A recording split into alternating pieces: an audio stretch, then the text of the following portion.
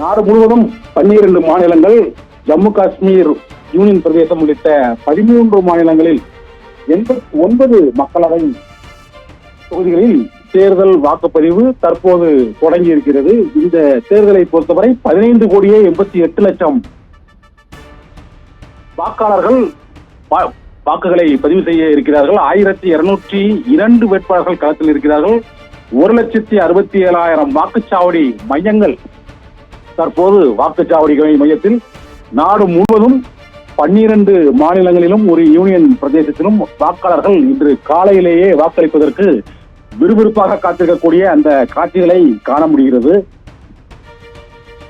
கேரள மாநிலத்தை பொறுத்தவரை 20 மக்களவை தொகுதிகளிலும் ஒரே கட்டமாக இந்த தேர்தல் நடைபெறுகிறது.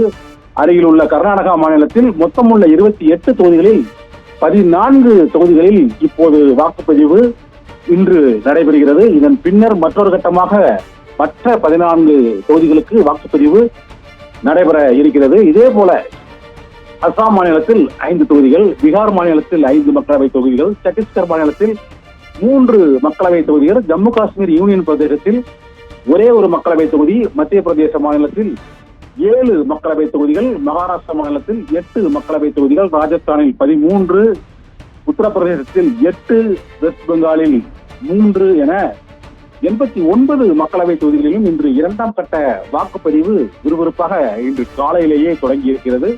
தேசிய அளவில் முக்கியத்துவம் பெற்ற தொகுதிகள், வேட்பாளர்கள் ஆகியவற்றை பார்த்தோம் என்றால், கேரள மாநிலத்தில் வயநாடு தொகுதியில் ராகுல் காந்தி போட்டியிடும் தொகுதி தேசிய அளவில் மிகுந்த முக்கியத்துவம் வாய்ந்த தொகுதியாக கருதப்படுகிறது. அதே போல திருவனந்தபுரத்தில் சசி தரூர் போட்டியிடுகிறார். இது தவிர மத்திய அமைச்சர்கள் ராஜீவ் சந்திரசேகர் மற்றும் ஜோத்பூரில் கஜேந்திர சிங் ஷெகாவத், கோட்டாவில் மக்களவை சபாநாயகர் ஓம் பிர்லா, சத்தீஸ்கர் மாநிலத்தின் முன்னாள் முதலமைச்சர் புர்கேஷ் பாகல் ராஜ்நாத்பூரில் போட்டியிடுகிறார்.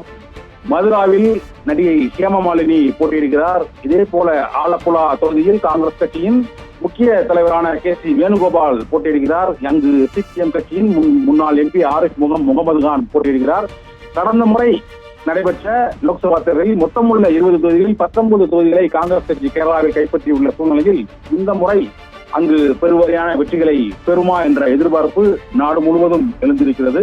இதே போல கர்நாடக மாநிலத்தை பொறுத்தவரை மொத்தமுள்ள 28 தொகுதிகளில் 14 தொகுதிகளில் முக்கிய வேட்பாளர்களாக மைசூரில் மன்னர் பரம்பரை வாரிசாக எதுவீர் உடையார் போட்டியிடுகிறார். இதே போல ஹசன் தொகுதியில் தேவகவுடாவின் பேரன் ரேவண்ணா போட்டியிடுகிறார். பெங்களூர் தொகுதியை பொறுத்தவரை துணை முதல்வர் DK சிவகுமாரின் சகோதரர் DK சுரேஷ் போட்டியிடுகிறார். இதே போல மாண்டியாவில் முன்னாள் முதலமைச்சர் குமாரசாமி களத்தில் இறங்குகிறார். மத்திய அமைச்சர் சோபா கரந்தலே உள்ளிட்டவரும் களத்தில் நிற்கிறார்கள்.